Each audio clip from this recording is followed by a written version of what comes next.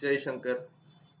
Today we are talking about the book I just completed, that is Naga Warriors Part 1.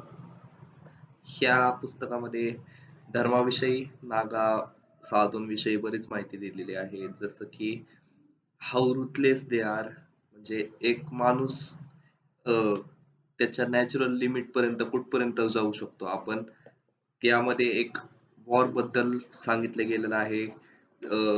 बाहेरचे जे इन्व्हेडर्स आहेत ते जेव्हा गोकुळ मध्ये अटॅक करण्यासाठी येतात आणि त्या गोकुळमध्ये काही नागा वॉरियर्स असतात जे की शंभरांमध्ये किंवा असे 100च्या आसपास काहीतरी ते नंबर्स मध्ये असतात आणि जो इन्व्हेडर असतो त्याचं सैन्य असतं 4,000 आणि इकडे 111 अशा पद्धतीने काहीतरी आकडे आहेत ते.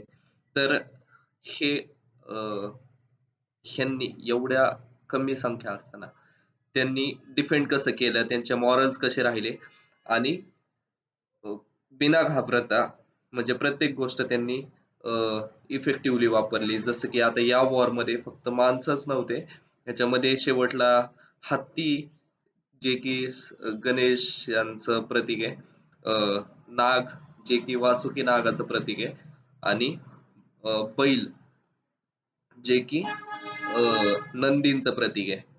आणि त्यांनी शस्त्र पण असे वापरलेत की गोकुळमध्ये जे मंदिरं होते त्या मंदिरांमध्ये ज्या मूर्त्या होत्या त्या मूर्त्यांचे हातात जे शस्त्र होते तेच त्यांनी वापरलेत. ज्या शस्त्रांमध्ये तलवारी, त्रिशूळ आणि असे बरेच कालिमाचे ते शब्द मला हिंदीमधला आठवना, ते बरेच असे शस्त्र होते जे की जे हिंदू आपले देवता आहेत ते वापरतात. आता ह्याच्यामध्ये सिम्बॉलिक पद्धतीने त्यांनी पुस्तकात काय सांगण्याचा प्रयत्न केलाय की शस्त्र हा आणि ह्या पुस्तकामध्ये म्हणजे एक सीन पण असा आहे की एक वेदांत राजाचं नाव आहे, तर एक शिक्षक असतो जो की एक गुरुकुलमध्ये शिकवत असतो.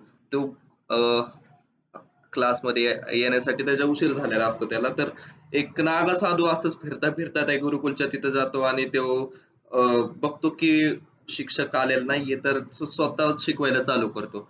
तो मुलांना शस्त्रांविषयी सांगायला चालू करतो की आपले देवी देवता शस्त्र वापरतात असं आणि शास्त्रासोबत शस्त्राची काय गरज आहे.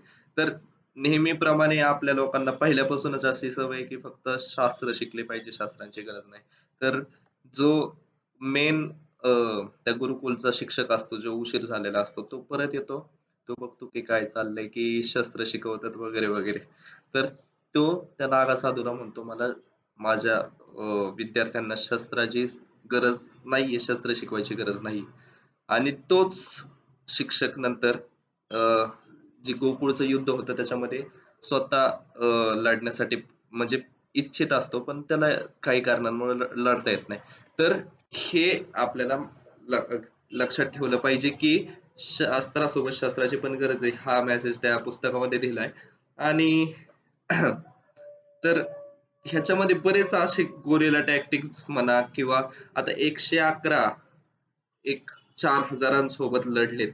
म्हणजे काहीतरी वेगळं असं काहीतरी झालं असेल. ह्या प्रत्येक गोष्टी त्या पुस्तकामध्ये दिलेली आहे.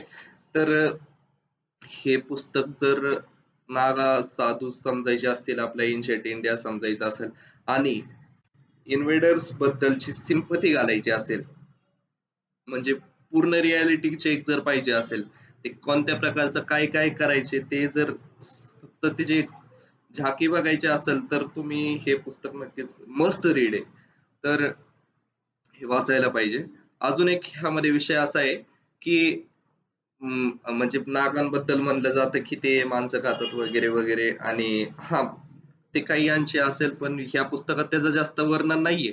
पण ते किती रुथलेस होऊ शकतात कुणाप्रती, तर जे धर्माच्या विरुद्ध जातात त्यांच्यासाठी. आणि हे झालंच पाहिजे.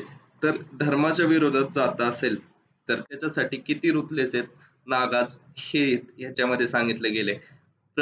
पहिल्या दिवशी 2-3 दिवस हे युद्ध चालतं, मथुरेचं युद्ध. नागा साधू जे आहेत त्यांनी मथुरा वाचवण्याचं काम केलंय. तर हा जो अहमद शाह अब्दाली होता, तो मथुरा घेण्याच्या मानसिकतेने किंवा तयारीने आलता आणि 3 दिवस हे युद्ध चाललं.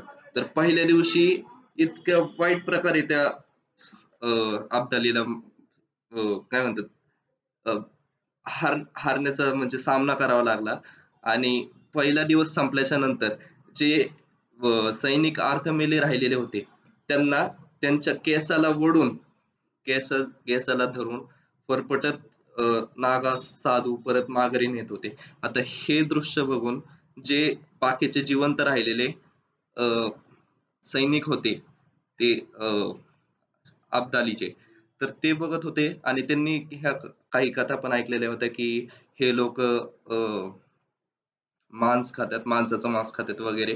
पण अजून एक जण काय म्हणला, की हे फक्त मांस नाही खात, माणसाला जिवंत माणसाचं मांस खातात आणि त्याचं रक्त पितात. त्याच्यामुळे त्यांना एवढे त्यांच्या अंगात शक्ती येते. हे बघून दुसऱ्या दिवशीचा पूर्णच त्यांचं मॉरल संपलं लढण्याचं. तर ह्यामध्ये आता त्यांनी असं केलं तर नाहीये, असं म्हणजे त्यात लिहिलंय तरी, की असं केलेलं नाहीये, पण शत्रूच्या मनात भीती असणं हे पण तेवढंच गरजेचं आहे. तर अशा बऱ्याच गोष्टी त्या पुस्तकामध्ये दिलेल्या आहेत. हे पुस्तक वाचायलाच पाहिजे. So this is what it is आणि हा पुस्तक रिव्ह्यूचा पहिला व्हिडिओ आहे, जो की मी पोस्ट करणार आहे YouTubeवर, की मी संदीप माहेश्वरीचा एक व्हिडिओ पाहिला होता, की तुम्ही 1 वर्षापर्यंत रोज एक व्हिडिओ रेकॉर्ड करा आणि तो YouTubeवर पोस्ट करा. व्ह्यूज मिळतील नाही मिळतील हा नंतरचा विषय झाला. पण हे केल्यानंतर बोलण्याचा कॉन्फिडन्स आणि कम्युनिकेशन ते सुधरेल. त्याच्यामुळं मी व्ह्यूजसाठी वगैरे नाही काय करणार, पण फक्त एक इम्प्रुव्हमेंटसाठी पोस्ट करणार आहे. So this is it for today. जय शंकर.